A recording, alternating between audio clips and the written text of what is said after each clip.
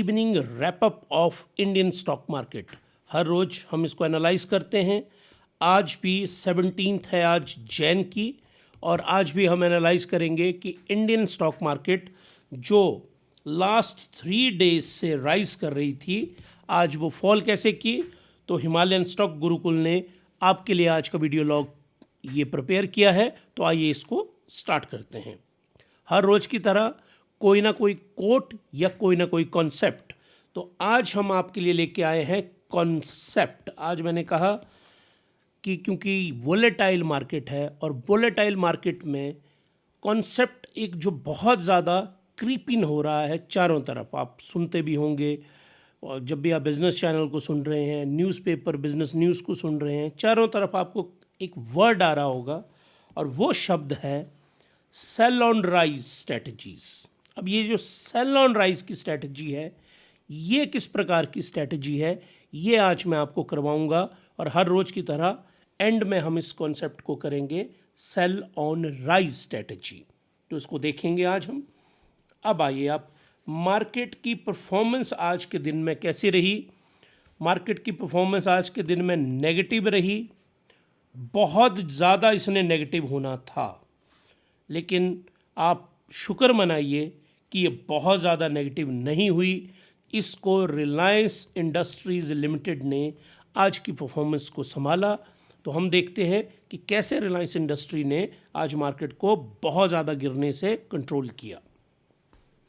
Market की performance किस प्रकार की आज हमारे यहाँ पे रही है, मैंने आपको पहले भी बताया है कि आप लोग ये पीपीआई का जो इंडेक्स है, इस पीपीआई के इंडेक्स को आज हम फिर स्टडी करने वाले हैं। सीपीआई का इंडेक्स ये भी स्टडी होने वाला है आज। पीएमआई का इंडेक्स, इसका भी रेफरेंस आएगा। डीएक्सवाई का रेफरेंस ज़रूर आता है हर रोज़। आरएसआई का रेफरेंस हर रोज़ आता है। इन सब को लेके मैंने वी लॉग बनाए हुए हैं, आप लोग जाइए, सब लिंक मैं अपने वीडियो में डाले हुए हैं, या आप हमारे इस चैनल के का जो पेज है, होम पेज है, उसके ऊपर जाइए, आपको ये सारे मिल जाएंगे वहाँ पे। ये कॉन्सेप्ट्स हैं, बेसिक कॉन्सेप्ट। स्टॉक मार्केट आपको तभी आएगी जब आप स्टॉक मार्केट में मास्टरी करेंगे। तो इन कॉन्सेप्ट की मास्टरी कर जाएंगे, फिर आप लेक्चर बनाएंगे, आप व्लॉग बनाएंगे, और मैं ज़रूर उनको सुनूंगा। तो आइए आगे चलते हैं। स्टॉक मार्केट आज जो परफॉर्मेंस रही, उसके कारण क्या रहे, रीज़न। तो उसका number 1 reason bank of Japan interest rate hike की संभावना है। इसको मैं एनालाइज करूंगा। पीपीआई, प्रोड्यूसर परचेज इंडेक्स, ये आया है। तो ये जिसको WPI कहते हैं, actually wholesale price index का नंबर, वो भी जापान में दिसंबर का आया है। और हम जापान को क्यों स्टडी कर रहे हैं, मैंने आपको हमेशा ये बात समझाई है, आप लोग हमेशा ध्यान रखिएगा। नंबर 1 के ऊपर USA, नंबर 2 के ऊपर चाइना, नंबर 3 के ऊपर जापान, और फिर EU। इन सब को हम हर रोज़ स्टडी करते हैं, क्योंकि स्टॉक मार्केट के ऊपर, इंडियन स्टॉक मार्केट के ऊपर ये सभी इन्वेस्टर हैं, मेगा इन्वेस्टर हैं, और हमारी सारी कंपनीज इन कंट्रीज़ के साथ जुड़ी हुई है। तो यहाँ कुछ भी हैपनिंग होगी, हिमालयन स्टॉक गुरुकुल सबसे पहले आपको वो सारी चेंजेस, वो चाहे पॉजिटिव हो चाहे नेगेटिव हो, आपको लेके आएगा। तो बैंक ऑफ जापान को आज स्टडी करेंगे। इन्फोसिस और एक्सिस, इन्होंने अपने नतीजे दिए, मार्केट को बिल्कुल अच्छे नहीं लगे। हालांकि यहाँ पे एक सरप्राइज़ है सबके लिए, वो है इन्फोसिस। इन्फोसिस के नतीजे at the face of it अच्छे लग रहे हैं, लेकिन मार्केट को अच्छे नहीं लगे। इसका एनालिसिस भी अलग से हमने बनाया है, वो भी आप ज़रूर देखिएगा। Sensational Reliance industries number, Reliance industry बहुत ही अच्छे नंबर दिए, उसको भी चार्ट के ऊपर समझाऊंगा मैं। और यहाँ पे Q4 का जो नंबर है चाइनीज़ GDP का, वो अच्छा आया है 5.4%, इसको भी एनालाइज करेंगे। तो चलिए स्टार्ट करते हैं अपना analysis. That's number 1, PPI, producer price index, जिसको होलसेल प्राइस इंडेक्स के नाम से जानते हैं हम इंडिया में। तो जापान का कितना रहा वो दिसंबर में, 3.8%, और जो फोरकास्ट था वो था समवेयर अराउंड 3.2%, तो उससे ज़्यादा राइज किया है ये। ज़्यादा राइज किया है, और कारण प्रोड्यूसर प्राइस इंडेक्स है कि जो लोग प्रोड्यूस करते हैं चीज़ें उनके पास उसका क्या कितने परसेंट इंक्रीज़ हुआ। रीज़न इसको राइज करने का क्या कारण रहे, एनर्जी प्राइसेस हाई हुए हैं, ट्रांसपोर्टेशन एंड फूड आइटम्स की कॉस्ट, फूड आइटम की कॉस्ट इंक्रीज़ हुई है जापान के अंदर।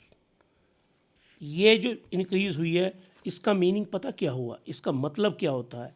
इसका मतलब ये हुआ है वहाँ पे ये प्राइस को बढ़ने का कि कोर इन्फ्लेशन जो है जापान में, कोर इन्फ्लेशन वो भी राइज करेगी।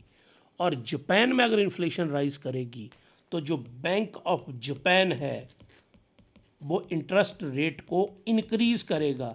जबकि हम सब लोग क्या सोच रहे हैं इतने टाइम से कि इंटरेस्ट रेट जो है कम होने चाहिए ताकि लोगों के हाथों में पैसा आए और वो स्टॉक मार्केट में इन्वेस्ट करे या कहीं भी इन्वेस्ट करे। लेकिन जापान में उल्टा होने वाला है, और जापान के जो बैंक्स हैं वो पूरी दुनिया में इन्वेस्ट करते हैं।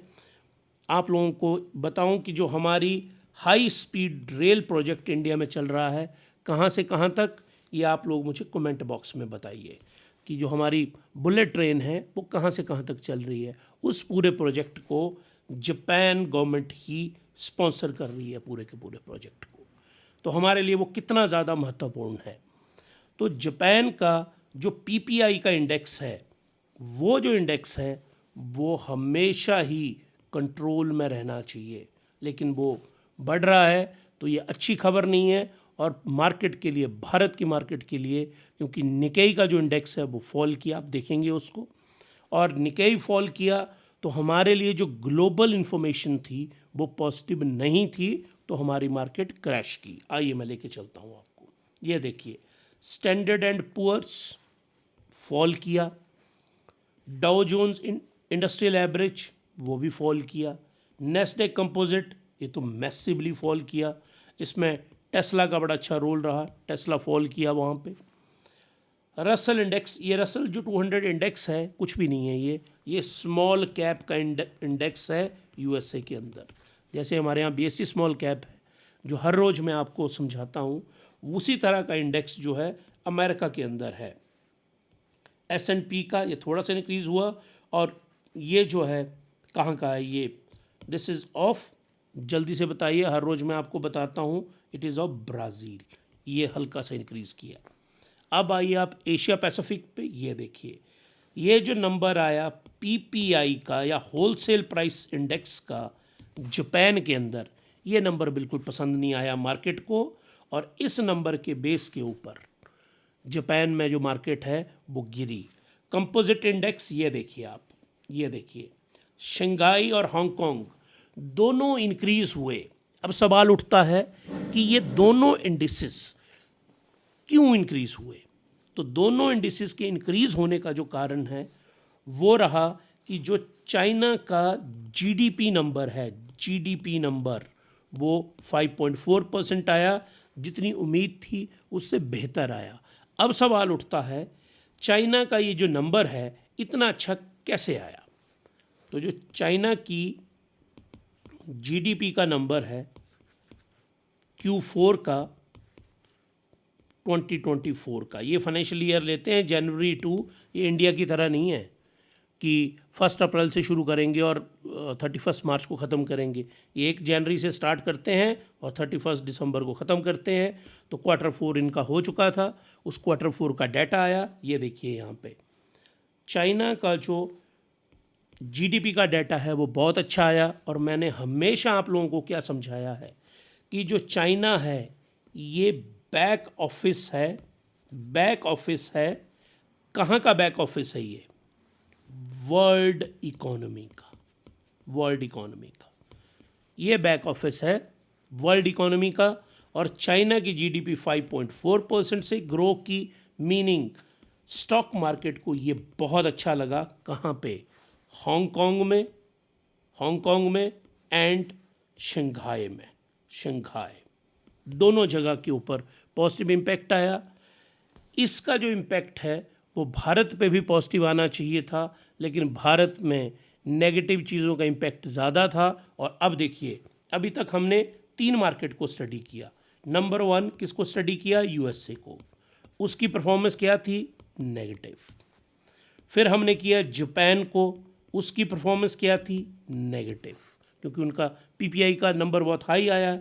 फिर हमने स्टडी किया चाइना को, उसकी परफॉर्मेंस क्या थी? पॉजिटिव, बहुत पॉजिटिव। तो अब इंडिया की जो मार्केट मॉर्निंग में ओपन होती है, यहाँ पे जो Q3 का इम्पैक्ट नंबर था Q3 के रिजल्ट्स का, वो नेगेटिव था। वो रिजल्ट बहुत अच्छे नहीं आ रहे हैं और ना मार्केट को बहुत अच्छे लग रहे हैं। ये देखिए आप, दोनों इंडिसेस हमारे नेगेटिव में बंद हुए। और आज से मैंने थोड़ा सा बदलाव किया है। हर रोज हम इस विक्स को करते हैं ना, विक्स वोलेटिलिटी इंडेक्स, बहुत सारे वीडियो में एक्सप्लेन किया, उसको देखिए आप। इस वोलेटिलिटी इंडेक्स को मैंने अब 2 एस्पेक्ट में लिया है। मैं यूएसए का वोलेटिलिटी इंडेक्स भी ले रहा हूँ, विक्स, ये जो है 16.60, दैट इज ऑफ यूएसए, और ये मैं ले रहा हूँ इंडिया विक्स, क्योंकि दोनों मार्केट का विक्स बहुत ज़रूरी है, अमेरिका का भी और भारत का भी। तो ये जो विक्स है, ये दोनों के विक्स राइज किए हैं। इसका मीनिंग वोलेटिलिटी जो है, वोलेटिलिटी राइज कर रही है दोनों जगह पे, इंडिया में भी और यूएस में भी। तो मीनिंग दोनों जगह कुछ होने वाला है। और ऐसा क्यों है? ये विक्स दोनों इंडिया यूएस में क्यों राइज कर रहा है? क्योंकि 20 जैन को, जिनके बिना हमारा वीडियो लॉग कभी ख़त्म ही नहीं हो सकता, डोनाल्ड जे ट्रंप साहब ये ऑफिस में रिज्यूम करने वाले हैं। और जैसे ही ये अपने ऑफिस में पहुंचेंगे तो एक वोलेटाइल इन्वायरमेंट होगा पूरी दुनिया के अंदर। हालांकि इन्होंने पॉजिटिव इन्वायरमेंट भी क्रिएट किया है। हमास और इजराइल का समझौता करवा दिया गया है, वो कंफर्म हुआ है।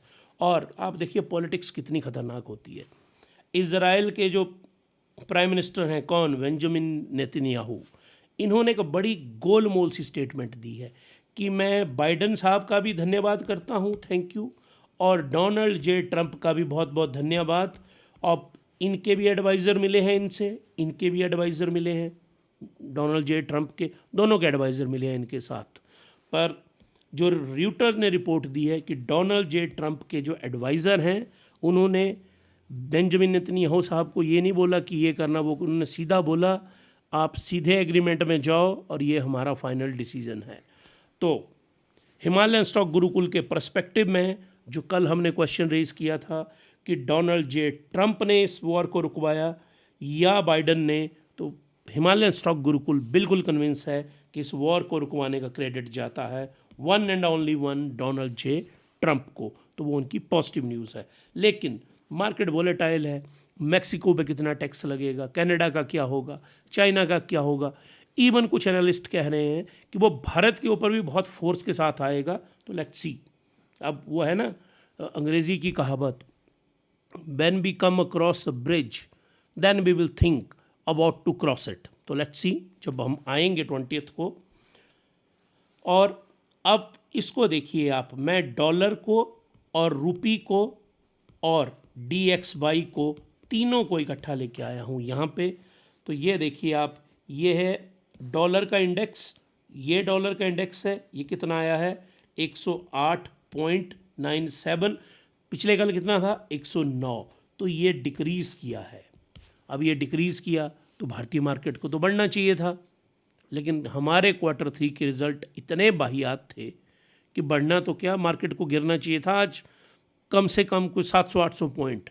ये तो भगवान भला करे रिलायंस इंडस्ट्रीज़ का कि हम उतने गिरने से बच गए। तो डॉलर इंडेक्स पॉजिटिव था और यहाँ पे रुपी, लेकिन जो हमारा रुपी है वो थोड़ा सा कमज़ोर हुआ, 86.61। अब यहाँ पे जो 86.61 हमारा रुपी हो रहा है ना, तो आप ज़रा इसको ध्यान से देखिएगा कि 87 कब जाएगा ये। अगर तो ये डिक्रीज़ करना शुरू कर देगा तो मार्केट ऊपर को मूव करना शुरू हो जाएगी। ये जो हम हर रोज़ हिमालयन स्टॉक गुरुकुल में आपको करवाते हैं ना, इसको आप लिंक करके देखेंगे, आपको किसी टीवी चैनल को, किसी न्यूज़ को देखने की ज़रूरत ही नहीं है। आप एक पर्सपेक्टिव डेवलप कर लेंगे अपना स्टॉक मार्केट को लेके। अगर ये रुपी नीचे को आना शुरू होगा ना, तो इसके साथ राइज करना शुरू हो जाएगी स्टॉक मार्केट। अगर रुपी और गिरना शुरू होगा, मतलब 88 तक जाएगा, तो स्टॉक मार्केट नीचे को आना शुरू होगी। बहुत क्लियर संबंध है। और रुपी गिरेगा तो डॉलर और ज़्यादा मजबूत होता जाएगा। तो ये आपको देखना है बहुत ध्यान से कि ये मूवमेंट कैसी हो रही हैं। तो यहाँ पे आप देखिए कि ये जो हमारा रुपी है, ये मैसिवली नीचे को गिरना इसका रुक ही नहीं रहा है। और आरबीआई ने बोला है कि हम 50,000 crore rupees per day market में इन्फ्यूज़ करेंगे। और उस इन्फ्यूज़न का अब फ़ायदा हुआ कि नहीं फ़ायदा हुआ, उस डाटा को आने में, एनालाइज करने में बहुत टाइम लग जाता है। लेकिन ऐसा लग रहा है कि रुपये ने बहुत ज़्यादा गिरना था, पर वो गिरा नहीं, क्योंकि इन्फ्यूज़न अच्छी आ गई। क्योंकि जापान की जो न्यूज़ है पीपीआई की, वो अच्छी नहीं है इंडियन मार्केट के लिए। अब आइए आप निफ्टी 50 के ऊपर, और यहाँ पे मैं आपका निफ्टी 50, सेंसेक्स और निफ्टी बैंक तीनों को इकट्ठा लेके आया हूँ। तीनों को आप देखिए, ये देखिए निफ्टी 50 0.48% फॉल किया, बीएससी सेंसेक्स 0.53% फॉल किया, Nifty bank 1.48%, meaning 3 times Nifty bank fall किया, 3 टाइम्स। कारण, रीज़न, एक्सिस बैंक आज इसने बहुत ज़्यादा फ्रस्ट्रेट किया। इसके Q3 के रिजल्ट्स आए और मार्केट ने इनको बिल्कुल डाउनग्रेड किया, बिल्कुल मार्केट को पसंद नहीं आए, और इन रिज़ल्ट्स को बहुत बुरी तरह से नीचे गिराया गया। और ये बिल्कुल भी अच्छे रिज़ल्ट नहीं लगे मार्केट को, और मैसिवली 5% के आसपास ये स्टॉक गिरा आज। और बैंकिंग में क्या है, एक्सिस बैंक एक बहुत बड़ा बैंक है, अगर वो गिरा तो उसके साथ में जो उसके HDFC बैंक, ICICI बैंक, ये सारे बैंक आज की डेट में फॉल किए। और ये सब फॉल करेंगे तो जो निफ्टी बैंक का इंडेक्स है वो भी फॉल करेगा ना। मैं एक्सिस बैंक पे लेके चलूँगा आपको। दूसरा, निफ्टी आईटी का इंडेक्स देखिए कितना गिरा, 2.68%। बहुत बड़ा नंबर है ये बिल्कुल भी छोटा नंबर नहीं है। आईटी की वेटेज बहुत बड़ी है इंडियन स्टॉक मार्केट में। अब आईटी इंडेक्स गिरा है, रीज़न, इन्फोसिस जो है कितनी गिरी है, अप्रॉक्सीमेटली 6% के करीब इन्फोसिस फॉल किया है। इन्फी के जो रिज़ल्ट हैं वो रिज़ल्ट अच्छे, at the face of it अच्छे लग रहे हैं, लेकिन मार्केट ने उसको डिग डाउन किया और मार्केट को अच्छे नहीं लगे। अब इसमें 2 थियरीज़ हैं यहाँ पे, आप याद रखिएगा। इन्फी के जो रिज़ल्ट आए हैं, इन्फोसिस जो हमारी सेकंड सबसे बड़ी आईटी की कंपनी है, वो पॉजिटिव लगे at the face of it. Market ने इसको पनिश किया नेगेटिवली, और वो भी -6%, जो बहुत बड़ा नंबर होता है। अब 2 तरह से बिहेव करती है मार्केट, इसको ध्यान से समझिए आप। एक, पॉजिटिव इवेंट होने के बावजूद भी स्टॉक फॉल कर जाता है, याद रखना आपने। इन्फोसिस के उतने बेकार नंबर नहीं हैं, लेकिन ये लगातार स्टॉक बढ़ रहा था, और जब स्टॉक बढ़ता है बहुत ज़्यादा तो वो तय है कि उसको नीचे आना है।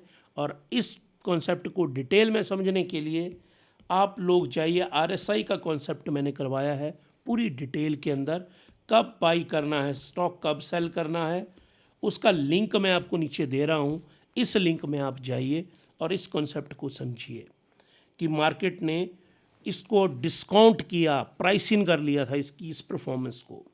इसके इन्फोसिस का एनालिसिस सैटरडे संडे को 2 कंपनीज़ का एनालिसिस आपको ज़रूर मिलेगा, रिलायंस इंडस्ट्रीज़ और इन्फोसिस, क्योंकि ये हिमालयन स्टॉक गुरुकुल की जो टॉप 10 कंपनीज़ हैं इंडिया की, उन टॉप 10 में ये दोनों कंपनीज़ आती हैं।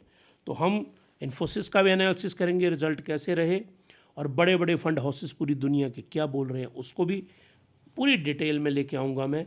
रिलायंस इंडस्ट्रीज़ को भी हम डेप्थ में एनालाइज करेंगे। आज देखो आप 2.65% ये इंक्रीज़ की है। रिलायंस इंडस्ट्री का जो मैं एनालिसिस का वीलॉग लाने वाला हूँ, उससे पहले रिलायंस इंडस्ट्री के ऊपर मैंने एक वीलॉग बनाया हुआ है। One of the fantastic vlog है ये, कि रिलायंस इंडस्ट्री एक्चुअल में क्या है। ये पूरा का पूरा ग्रुप, मैंने उस पूरे ग्रुप को एनालाइज किया है, इनका फंडामेंटल एनालिसिस किया है। इसके अभी 4 और वीडियो बचे हुए हैं, जो मैंने इसका वीलॉग पार्ट 1 बनाया है, आप उसको ज़रूर देखिए। मैं उसका लिंक यहाँ पे डाल रहा हूँ आज।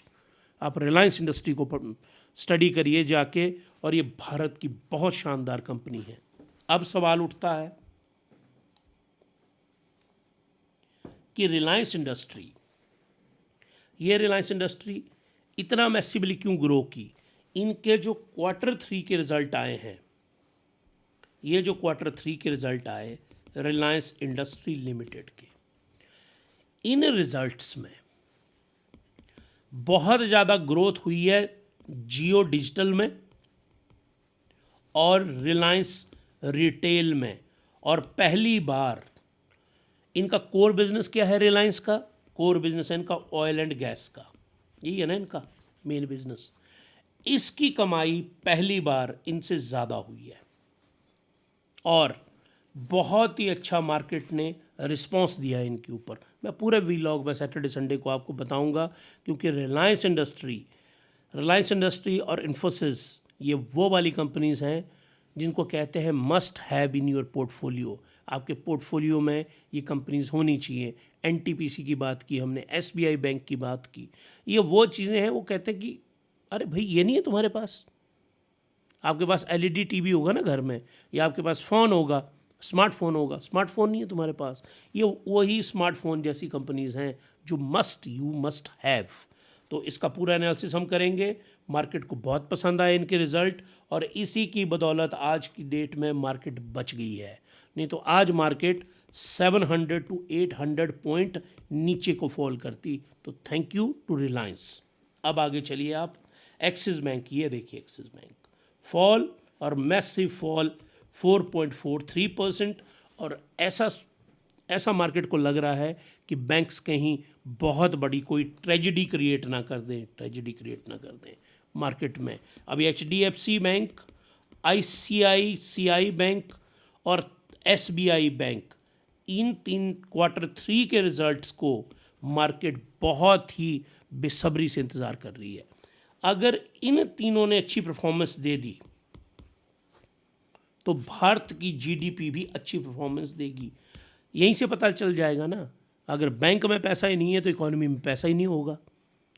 तो जीडीपी सीधा का सीधा रिफ्लेक्शन होगी ये बैंक कैसी परफॉर्मेंस देते हैं।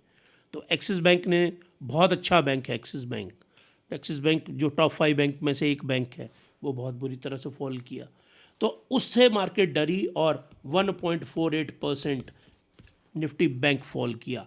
तो अब हमको ये देखना है इनके रिजल्ट्स कैसे आएंगे। स्मॉल कैप और मिड कैप मैंने आज इकट्ठा, कल से हमारा रोज़ इकट्ठा कर रहे हैं दोनों को। ये ना इंक्रीज़ हुए ना ये डिक्रीज़ हुए, मीनिंग ये बहुत अच्छी परफॉर्मेंस में रहे दोनों स्मॉल कैप और लार्ज कैप, क्योंकि मेजॉरिटी जो आप सुन रहे हैं वो इन्हीं के बीच में होंगे। बच के रहिए अब इनसे। ये किस टाइप के स्मॉल कैप लेने हैं, किस टाइप का जो आपको मिड कैप लेना है, इसके डेप्थ में एनालिसिस करेंगे। लेकिन जो रिपोर्ट्स आ रही हैं 2025 के लिए इंडिया के लिए, उसमें सारे फंड हाउसेस, सारी बड़ी बड़ी ब्रोकरेज फर्म्स वो कह रही हैं be in the large cap में रहिए।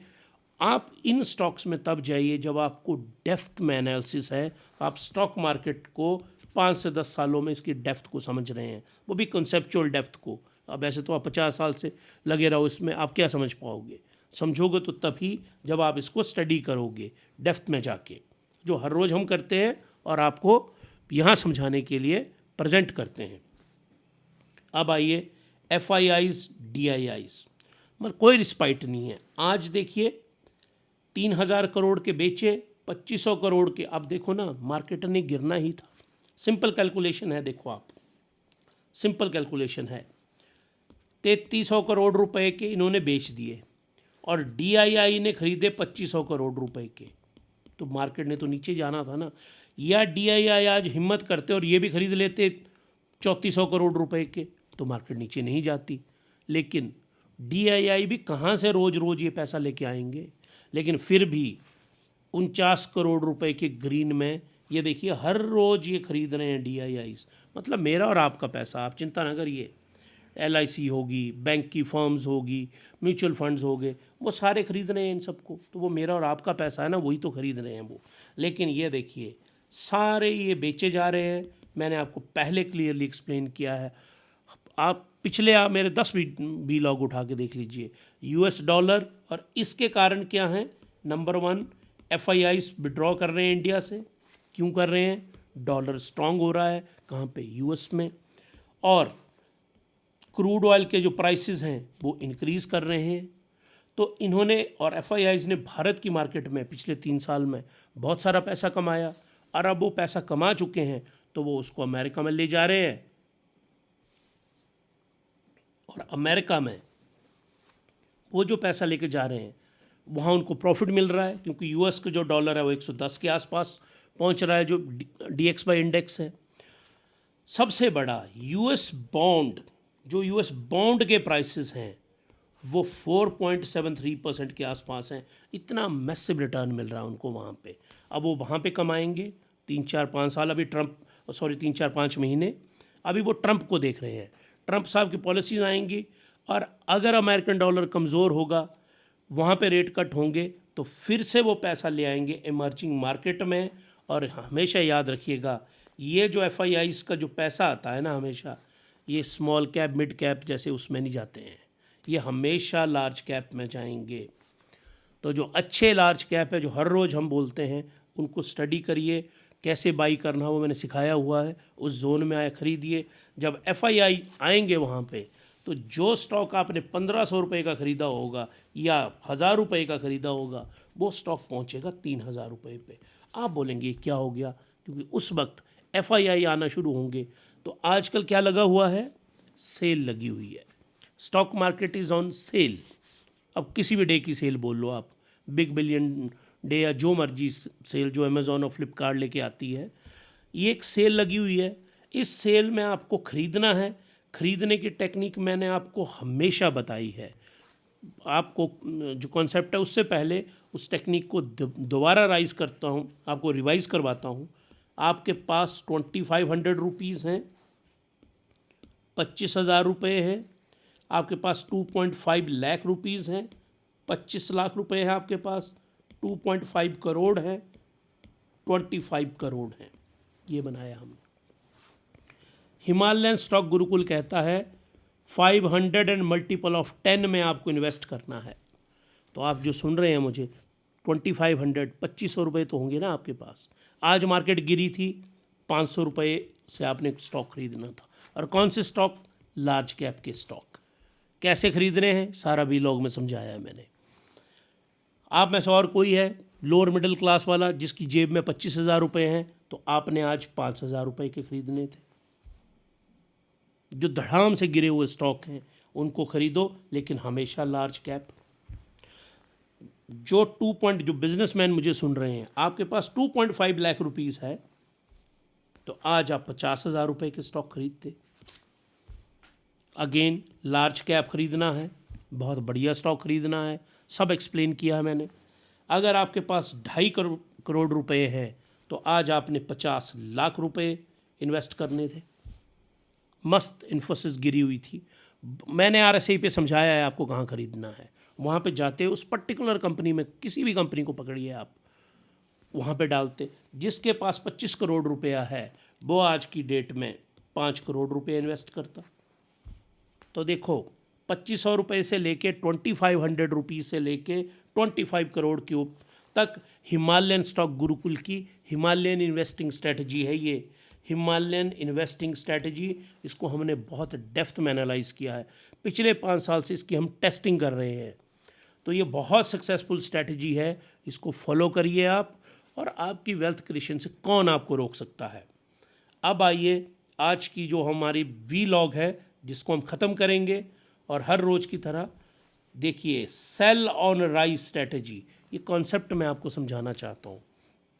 इस कॉन्सेप्ट को कैसे समझेंगे आप? सेल ऑन राइज वाला कॉन्सेप्ट कैसे चलता है ये? ये कॉन्सेप्ट इस तरह से चलता है। ये स्टॉक मान लीजिए ऐसे जा रहा है, ऐसे जा रहा है, फिर गिर रहा है, फिर बढ़ रहा है, गिर रहा है, बढ़ रहा है, गिर रहा है, बढ़ रहा है।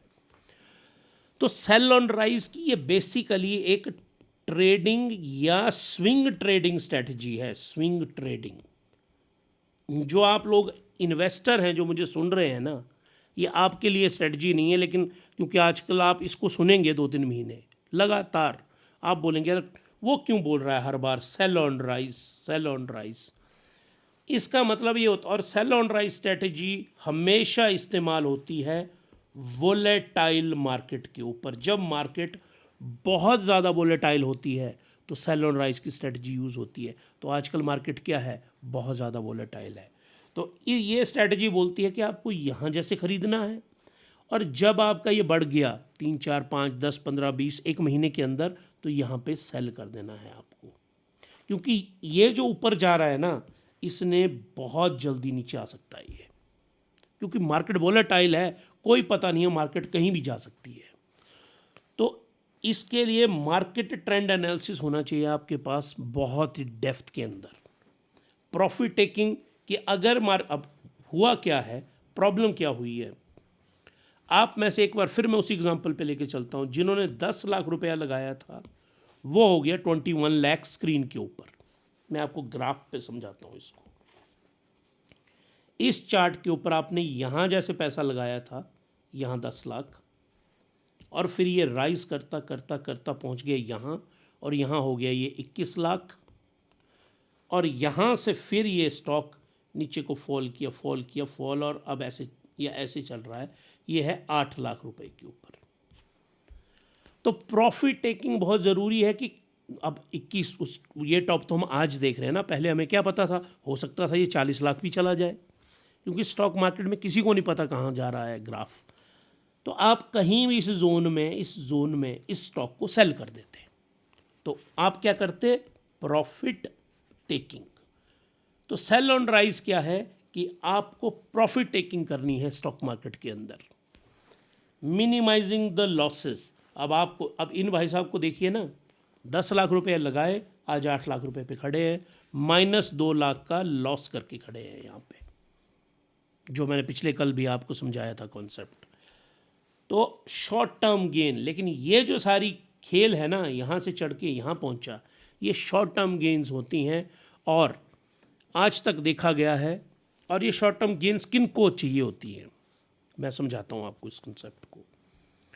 शॉर्ट टर्म गेन चाहिए होती हैं ये शॉर्ट टर्म गेन्स। देखिए, आपके पास है रुपए, मान लीजिए 25,000 रुपये बस, और कैपिटल है भी नहीं, आप पैसे ही उतने कर कमाते हैं, उतने आपके खर्च हो जाते हैं महीने के, आपको बचते नहीं है, बचेगा तो 1,000 रुपया बचेगा।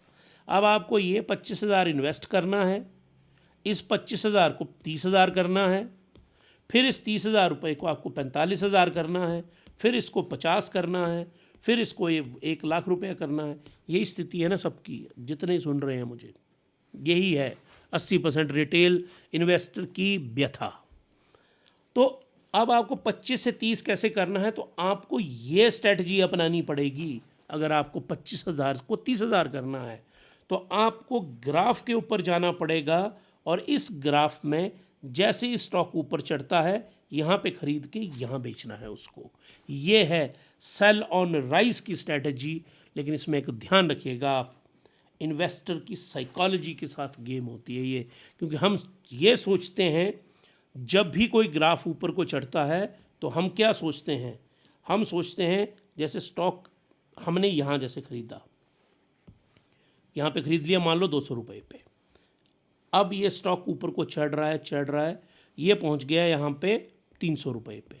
हम सोचेंगे यार थोड़ा सा और बढ़ने देते हैं, हम सोच रहे हैं ऐसा, लेकिन एक्चुअल में स्टॉक यहाँ से फिर फॉल लगा होने, और हम सोचते हैं क्योंकि स्टॉक ऐसे सीधा कभी नहीं गिरेगा, वो पहले यहाँ आएगा, फिर हल्का सा चढ़ेगा, हम बोलेंगे ये तो चढ़ रहा है, फिर गिरेगा, चढ़ेगा, और सडनली किसी दिन ऐसे नीचे आ जाएगा वो, और वो आ जाएगा 180 रुपये पे, और आप पकड़ लेंगे अपना सर। ये है investor psychology, this is investor psychology.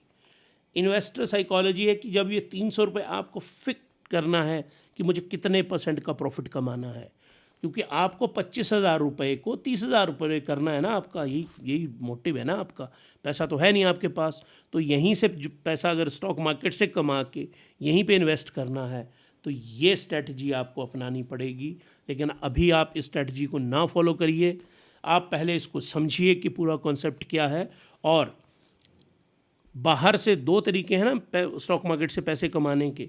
इस 25,000 को बढ़ाते जाओ 50,000, फिर बढ़ाते जाओ 90,000, फिर बढ़ाते जाओ 1 लाख, इसको कर लो 2 लाख। ये स्ट्रेटजी है। एक है हर महीने 10-10 हज़ार रुपये आप ऐड करते रहो और आपकी वेल्थ जो क्रिएट होती रहेगी। ये तो बहुत सिंपल सा तरीका है। सबसे शानदार इन्वेस्टर उसी को माना जाता है स्टॉक मार्केट में जो इस तरह से पैसा बनाता है। और आप कम से कम 3-4 महीने हमारे साथ जुड़े रहिए, सारे व्लॉग को देखिए। 100% मैं आपको ये पूरी स्ट्रेटजी समझा दूंगा कि आपको लो कैपिटल से हाई कैपिटल कैसे बनाना है, और वो बनेगा इसी स्ट्रेटजी के ज़रिए। तो वेल्थ क्रिएशन जो है वो आपको कोई नहीं रोक सकता अगर आप डेप्थ में चीज़ों को समझेंगे तब। तो अगर आपको अच्छा लगा हमारा हिमालयन स्टॉक गुरुकुल का ये वीडियो, तो आप लोगों से रिक्वेस्ट है कि आप लोग लाइक करिए, शेयर करिए हमारे ये जो व्लॉग्स और चैनल हैं, और कमेंट करिए अगर आपको पसंद आया। नहीं भी पसंद आया तब भी कमेंट करके बताइए कि क्यों नहीं पसंद आ रहा है। लाइक, शेयर और सबसे इम्पोर्टेंट सब्सक्राइब करिए हमारे चैनल को। ये मैं लिख के आपको इसलिए बता रहा हूँ कि आप करेंगे तो इसमें आपका फ़ायदा है, और हिमालयन स्टॉक गुरुकुल के जो 15 लोग हैं, इन 15 लोगों को मोटिवेशन मिलेगी कि ये इस तरह से हर रोज़ अपना काम करें। तो मेरे जो सारे साथी हैं हिमालयन स्टॉक गुरुकुल में, उन सब लोगों का बहुत बहुत धन्यवाद, क्योंकि वो लोग मुझे हमेशा बोलते हैं कि सर आप हमें तो कोई क्रेडिट नहीं देते। तो जो हिमालयन स्टॉक गुरुकुल में जिन्होंने आज का सब कुछ प्रिपेयर किया, उनका बहुत बहुत धन्यवाद। और आप लोगों ने बहुत ध्यान से इसको सुना, उसके लिए आपका बहुत बहुत धन्यवाद। Happy investing and thank you very much.